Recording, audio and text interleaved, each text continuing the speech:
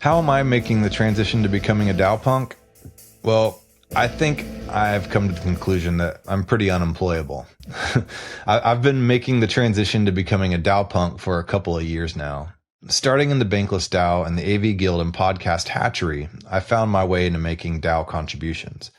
I'm not the best team player. I'm kind of a lone wolf, but I forced myself into working as a team to create content. In Crypto Sapiens, I became the primary audio-video editor, and I'm now the co-founder along with Humpty. So all of this is happening while I was working in the propane hose plant.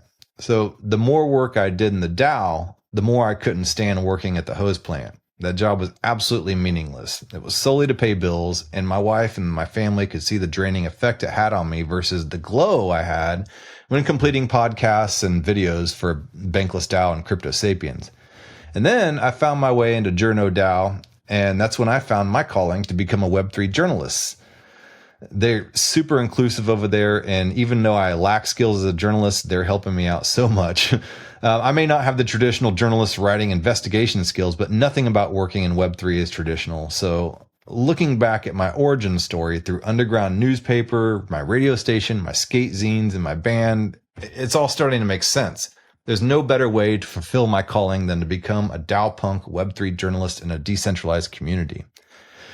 I've volunteered for tons of projects and cut my teeth on tons of free work to build my skills.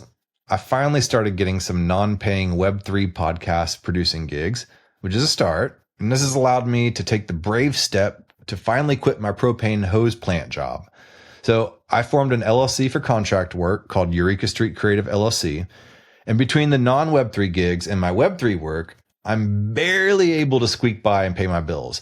But I would like to focus completely on Web3 contributions as my sole source of income. I'm not there yet, though.